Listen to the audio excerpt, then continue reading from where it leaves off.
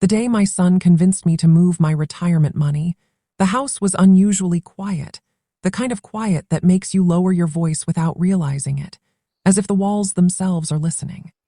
My name is Margaret Collins. I am 67 years old, and for more than 4 decades I worked as an insurance claims supervisor in Houston, Texas, a career built on caution, documentation, and an almost obsessive respect for facts. I spent my life calculating risk for other people, evaluating accidents, fraud claims, policy loopholes, yet nothing in all those years prepared me for the moment I became the risk myself. I was sitting at the long dining table my late husband and I bought after our 20th anniversary, papers neatly stacked, coffee untouched, while my son paced the room explaining why my retirement funds shouldn't just sit there doing nothing.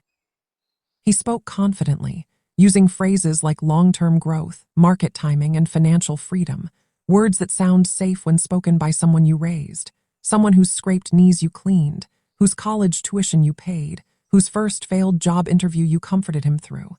He didn't ask for money outright. He framed it as responsibility. "Mom, I don't want you worrying about the future." And in that moment, I realized how easily concern can be weaponized when love is assumed. Before we go any further, let me ask you something. Where are you listening from right now? Leave your city or state in the comments, because stories like this don't belong to one woman, one family, or one zip code. As he spoke, my eyes drifted to the framed retirement statement on the sideboard, the result of decades of discipline, skipped vacations, delayed pleasures, countless hours of overtime, all amounting to $1.2 million, money that represented not luxury, but security, dignity, and the promise that I would never have to depend on anyone again. He told me this was about multiplying that security, about making my money work harder. But what he never said, what I would only understand later, was that the moment I transferred control, I stopped being his mother in that equation. I became his funding source. And as I signed those forms, reassured not by evidence but by familiarity, I felt a brief flicker of doubt, small, quiet, easy to ignore. I ignored it. That flicker would become the fire that burned everything I thought I understood about trust, family, and the cost of underestimating a woman who had spent her entire life being careful, until the one moment it mattered most. The changes didn't happen all at once, and that was the most dangerous part. If the money had vanished overnight, if alarms had sounded or statements had arrived stamped in red, I might have reacted sooner. But betrayal like this doesn't rush. It settles in slowly, disguising itself as patience. In the weeks after the transfer, my son called often, more than he had in years. He checked in, asked how I was sleeping, joked about old memories, spoke warmly about the future. Every call ended with reassurance. "It's early, Mom. These things take time." I wanted to believe him, so I did. I told myself that the discomfort I felt was just fear of change, the same fear I'd counseled others through for decades. I kept busy volunteering, organizing closets, tending to the small routines that make retirement feel earned rather than empty. But underneath it all, something felt off. Statements arrived later than promised. When they did, they were vague. Summaries instead of details, rounded numbers instead of precise ones. When I asked questions, he responded quickly but never directly, redirecting with confidence, reminding me that markets fluctuate, that impatience ruins returns. I recognized the tactic immediately, deflection wrapped in authority, but acknowledging it meant admitting something far more painful, that my own son was treating me like a liability rather than a person. One evening, as I sat reviewing old files from my career, habits don't disappear just because you retire, I realized how familiar this pattern was. I had seen it hundreds of times in fraud cases, excessive reassurance, controlled information, urgency masked as care. The difference was that those cases involved strangers. This one involved a child I had trusted with my future. I closed the folder, turned off the light, and sat in the dark longer than necessary. That night, I didn't sleep. Not because I knew the truth, but because I was finally allowing myself to question it. The moment certainty arrived, it didn't come with shock. It came with recognition, the kind that settles deep in your chest and refuses to be ignored. I was reviewing an old retirement projection one afternoon, comparing it against the most recent statement my son had emailed me, when the numbers stopped making sense. Not emotionally, mathematically. Years in insurance had trained my eyes to catch inconsistencies the way some people notice typos. Percentages didn't align with timelines. Losses were being explained as volatility, but the scale didn't match market behavior. And most telling of all, the account identifiers had changed. I sat very still at the table, the air conditioner humming, the clock ticking louder than usual, as I pulled out a legal pad and began writing down dates, amounts, transfers, slowly reconstructing the trail the way I used to do for claim investigations. With every line I wrote, the picture sharpened. Funds had been moved not just into investments, but into personal accounts, short-term ventures, and expenses that had nothing to do with long-term growth. I didn't cry. I didn't panic. I felt something colder and far more dangerous to anyone who underestimates an older woman: focus. I realized then that this wasn't poor judgment or bad luck. This was misrepresentation. My son hadn't lost my retirement, he had used it. And in that moment, I made a decision that would define everything that followed. I would not confront him emotionally. I would not accuse without proof. I would do what I had always done best: document, verify, and proceed with precision. Because love may have opened the door, but facts were about to close it. I didn't say a word to him. Not then, not when the evidence first settled into place, not when the anger finally arrived hours later like a delayed storm. Silence was no longer weakness, it was strategy. I understood something critical in that moment. The second I revealed what I knew, he would change his behavior, cover tracks, rewrite stories. So instead, I did what women like me have always done when the stakes are high. I observed. I replayed past conversations in my head, noting every moment he redirected questions, every time urgency replaced transparency, every instance where reassurance took the place of documentation.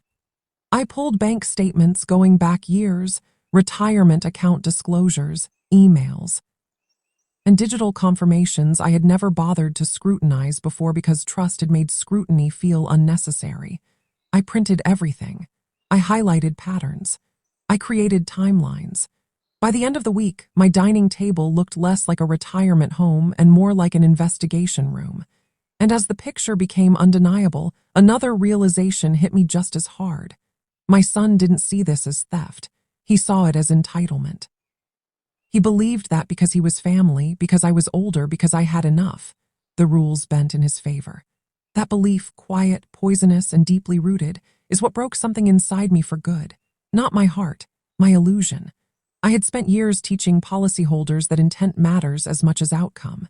Now I was finally applying that lesson to my own life. This wasn't about a market downturn.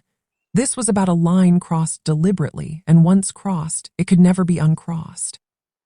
Once the illusion was gone, everything moved faster, not outwardly, but internally. I stopped seeing my son as a confused entrepreneur and started seeing him as what the evidence showed. A man who made calculated decisions and hoped familiarity would shield him from accountability. I contacted an independent forensic financial analyst under the pretense of estate clarification, choosing someone with no emotional stake and no connection to my family. I didn't tell them a story. I handed them documents. Numbers speak more clearly than grief ever could. Within days, the analyst confirmed what I already knew. This wasn't a failed investment strategy. It was systematic misuse. Funds were diverted to cover personal expenses, risky ventures were entered without disclosure, and reporting had been selectively edited to delay suspicion. Hearing it spoken aloud by a professional didn't hurt the way betrayal does in movies. It grounded me. It gave shape to what had been haunting me in the quiet hours of the night. I thanked the analyst, paid the fee without hesitation, and asked one final question: what are my options? The answer wasn't dramatic, it was procedural: civil action, asset tracing, legal recovery, time. I smiled then, not out of satisfaction but relief, because for the first time since I signed those papers, the future no longer felt stolen. It felt contested, and contested meant possible. I waited another week before I changed anything on the surface. I still answered his calls. I still listened. I still let him believe his version of reality was intact. That restraint wasn't easy, but it was necessary. I had learned long ago that people reveal their truest intentions when they think they're safe. And he did. He talked about upgrading his car, about taking a short trip, about how stressful it was to manage so much responsibility on my behalf. Each comment added another layer of clarity. Meanwhile, quietly and without emotion, I met with an attorney who specialized in financial elder abuse, a phrase I never imagined would apply to my own life.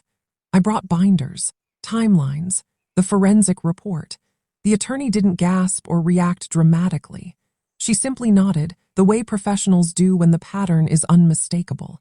She explained my rights carefully, respectfully, without pity. What struck me most was this. The law did not see me as weak, confused, or expendable. It saw me as wronged. That distinction mattered more than I expected. Together, we mapped out the next steps: account freezes, formal notices, recovery procedures. Nothing loud, nothing rushed. Precision over impulse.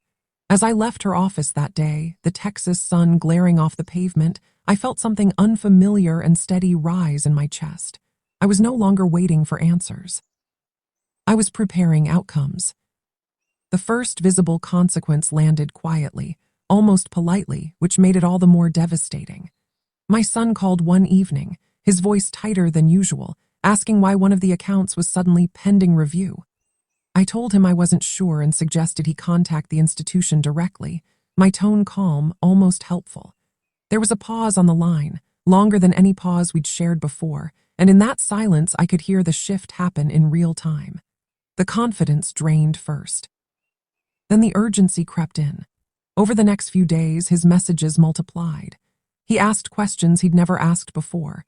He reassured me without being prompted. He even apologized for stress, for delays, for things that suddenly mattered now that control was slipping from his hands. I listened to it all without responding immediately, not out of cruelty, but because I understood something essential. Accountability feels like betrayal to people who were counting on your silence. Behind the scenes, asset traces were underway, legal notices prepared, recovery paths mapped. Each step was procedural, unemotional, irreversible. I wasn't punishing him. I was correcting the record. And as the pressure mounted, I felt an unexpected calm settle over me, not triumph, not bitterness, but certainty. For the first time since my husband passed, since retirement blurred my sense of usefulness, I felt fully present in my own life again. I wasn't reacting to loss anymore. I was asserting truth. And truth, once set in motion, doesn't need anger to be effective. When I finally told him the truth, I didn't raise my voice, and I didn't accuse him the way people expect in moments like this. I invited him over for coffee, the same way I had hundreds of times before, and watched him sit across from me at the table where this all began.